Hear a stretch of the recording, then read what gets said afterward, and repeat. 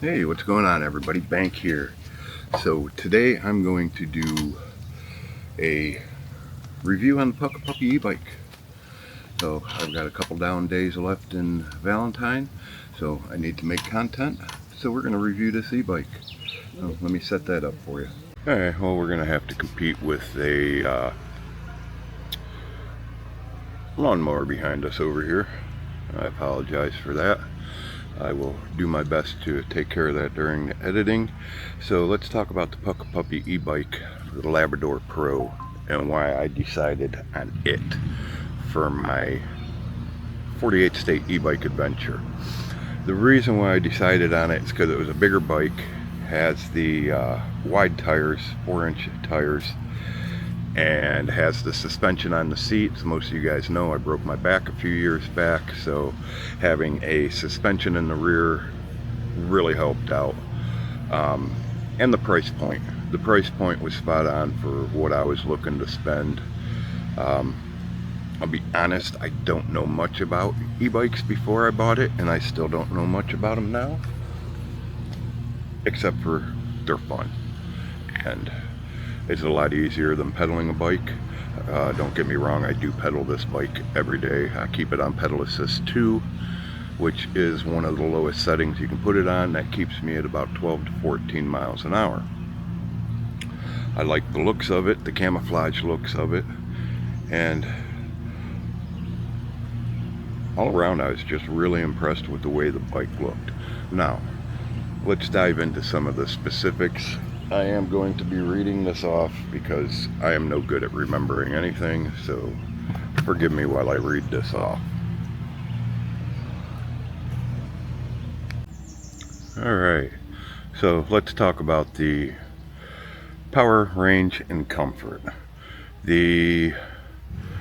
It's got a 750 watt continuous and a 1350 watt peak motor and 120 Nm torque. The torque sensor on this thing is great because the harder you pedal, the faster it goes. Right, so I try to keep it in between 12 and 14 miles an hour, which keeps me in the eco range. The top end of 14 will put me into power range. So when I see that, I just slow down my pedaling and you'll see the speed and the eco come back. So I really like that. I do need to try to figure out if there is a way, and I don't know that there is, if I can just set it to eco and it stays in eco. That's something I haven't figured out yet. Hill climbing capabilities, it's great. The one thing I do is I pay attention to my speed on this thing. When I hit 9 miles an hour on pedal assist 2 going up a hill, I will bump it up to pedal assist 5 and get me the rest of the way up the hill, and then I'll start downshifting if need be. But since I figured that out, there hasn't been really too many hills that I haven't been able to climb. There's been a couple where I've had to get off and walk it up. Battery and range, it's got 48 volt 20 amp hour, 960 watt hours. This is telling me it has an advertised range of 40 to 80 miles. It does not. If I remember correctly, it was 28 miles. Now, the one thing e-bike companies don't tell you is when they say 28 miles, and this is our range, they're talking about a 5-year-old kid on pedal assist 1. You're not going to get 28 miles out of this battery on pedal assist 5.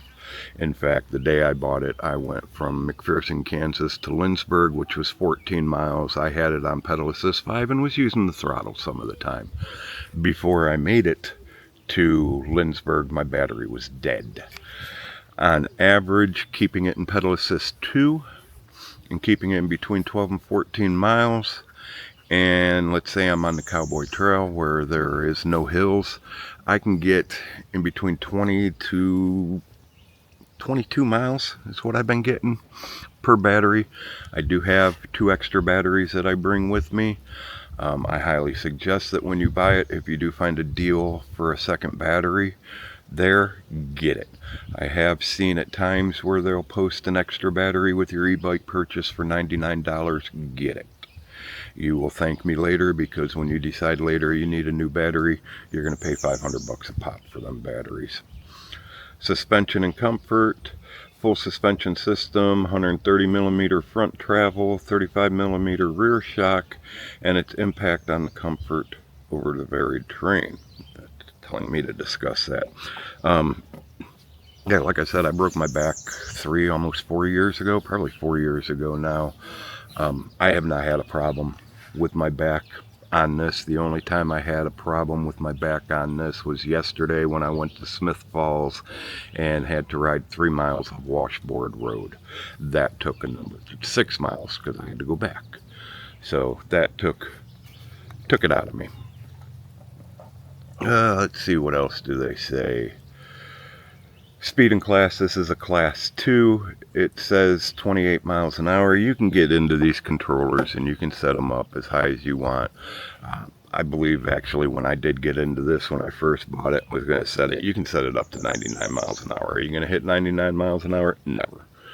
I dropped mine back to 28 because I don't need to go any faster than that. Pedaling on a flat road, pumping at it, I can get it close to 30.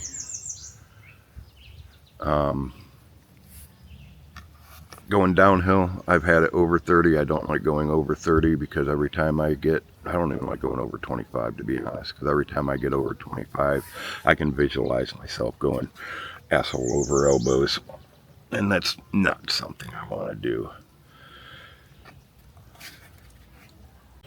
Alright, so the Puckipuppy Labrador Pro has got a 60-61 aluminum alloy frame. It is really durable. I haven't had any issues with seeing any kind of wear or tear on it, minus the battery compartment, which you can see has a little damage done to it. That was on me. I lost my keys. The drivetrain, 8-speed Shimano drivetrain, Logan hydraulic disc brakes. Let's talk about the disc brakes and the Shimano shifter. Okay, first I'm going to talk to you guys about the chain. This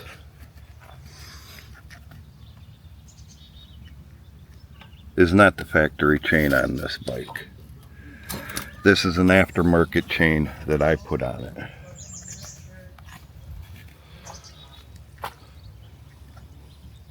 Now, why did I have to put an aftermarket chain on it? Because I snapped the original. The original, as the mechanic told me that fixed my bike, told me it was probably the cheapest chain he had ever seen. So I would suggest replacing that chain as soon as you get it. What happened was I was overweight. It was slap shifting. What slap shifting is when you hit a bump and it shifts on you, your pedal jerks and it shifts on you. That's slap shifting. Why was it slap shifting?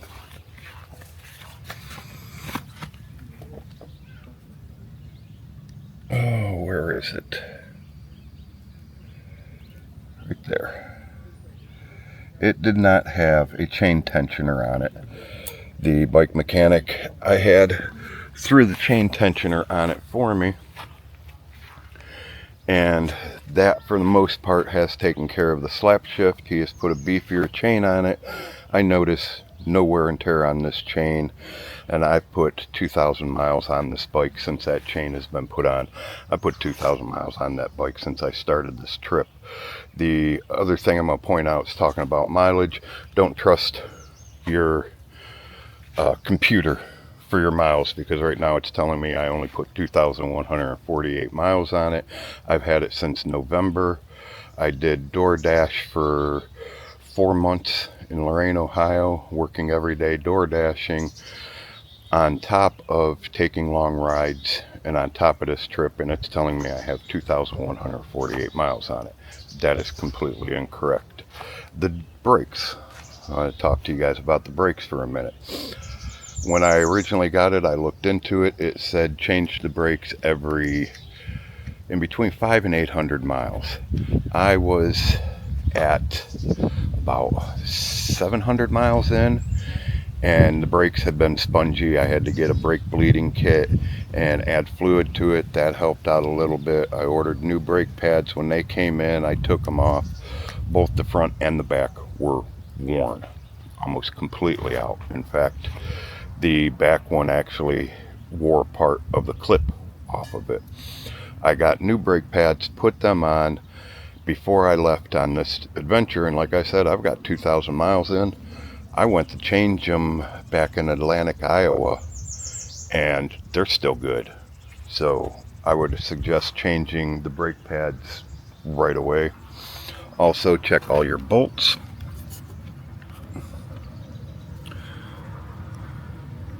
This bolt on the other side, you can see it's backed out some more. I need to tighten that again. This bolt on the other side came completely out on me. I had no clue. It started making a clicking noise one day, and I looked at it and noticed it. Fortunately, I pulled into Why Not in Ohio, right on the trail, and they hooked me up with a new bolt instantly. Let's talk about the kickstand. This is where the kickstand is supposed to go. Both those bolts broke out on me. First one broke, and then I couldn't stand it up. That's why you see it leaning up against a tree now. Eventually the second one broke. So now I have no kickstand. So I'm not sure what caused that. I had consistently had to keep tightening it, because I noticed it for a while when I first got it, that it was backing out on me.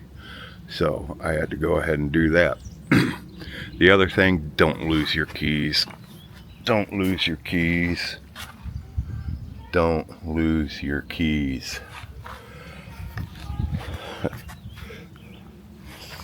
One night camping, I grabbed my keys and grabbed the keychain because it had a can opener on it. Opened up a can and I left them. 20 miles down the road, my battery dies. I realize I lost my keys. It took me 2 hours to break into that thing, and it's working. The front suspension on this, I was told by the bike mechanic that fixed my bike, get rid of this.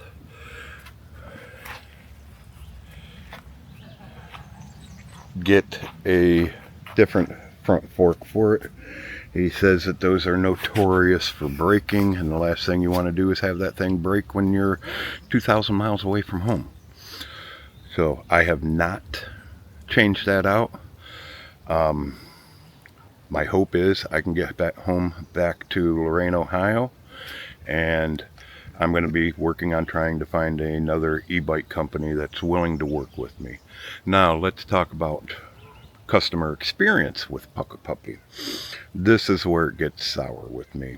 When I first got this, I was riding it and I wasn't taking the controller off while I was still in Kansas. When I moved to Ohio and I started doing DoorDash and Uber Eats, I wasn't thinking, I was just hurry up, let's go. So I'd pull up to the place that I was picking up food, and I would just snatch my controller off. Well, that caused the connectors to arc out, and they weren't making contact. At one point I couldn't get it to turn on at all. I finally got it to turn on. I called customer support to see about getting a new one. They said that they needed proof of purchase. The problem being, at the time of purchase, I was still with my now ex-wife, still soon to be ex-wife, and bought it on her Amazon account. Unfortunately, I needed access to that to have it covered under warranty, they said. And I told them there's no way I can do that. What can we do? And they said absolutely nothing. I was like, okay, fine, whatever. Then I still never did order the new controller. I still need to order that. Because right now it's getting to the point where it's getting scary sometimes on whether or not I'm going to be able to turn this thing on or not. I then contacted them and let them notified them that I'm going to do this 48 state bike adventure. I have spent close to $4,000 with this company. I bought the bike for $1,300. I bought 2 extra batteries. I bought pannier bags for it, and I can't think of what else I bought for it, but I bought something else for it. And told them, look, I already bought everything. I'm looking for you guys to possibly sponsor this adventure, not by giving me a new bike, but if something happens, help me out a little bit. Totally ghosted me. That right there put a real bad sour taste in my mouth. Would I recommend Puckipuppy? No, I'm not gonna lie. The quality of it is poor. The attention to detail on making sure everything was tight, all my nuts and bolts are tight. Loctite should have been used, it's not used. That kickstand was horrible. The brake pads were horrible brake pads on it. The chain was the worst chain possible. No chain tensioner, so that led to the slap shifting. The forks, they haven't failed me yet, but guaranteed they probably will. The phone mount that they sent with it, complete garbage. I have to constantly adjust it because it won't stay tight. One of the brake light, for some reason one side doesn't come on. The headlight won't stay adjusted. The fenders, when I first put them on, one of the fenders completely came off, the back fender. So I have that on there. I had to jerry-rig that myself. The way they had it, it wasn't going to stay. I would not recommend Puckipuppy. When I do get back to Ohio, I will definitely be in the market for a new one. So, I mean, the mileage, like I said, don't trust that mileage on there. And if you can't trust how many miles you're doing, how can you trust the speedometer on it? So I wouldn't trust that either. I've actually had somebody ride up beside me as I was making a delivery. He's like, "Are you pedaling that thing?" I said, "Well, yeah, with pedal assist." He's like, "Oh, okay." He says, "Because you were doing 35 that whole way." Well, according to my speed, I wasn't doing more than 28 at the time. So his speedometer could have been wrong, but I know that one is wrong.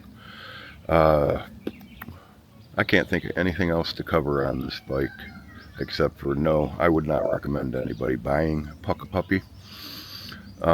Let's talk about the name a little bit, because that kind of got me. Puckipuppy. Puckipuppy. They are dog lovers. All their bikes are named after dogs. This is the Labrador Pro. They got the Boxster. They got the Golden Retriever. They got all kinds of different bikes.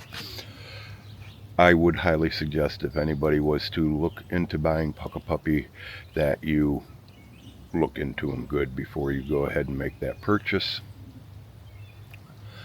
Like I said, I will be switching up bikes for the second segment. With that being said, I'm going to get out of here, call this a review, call it a video.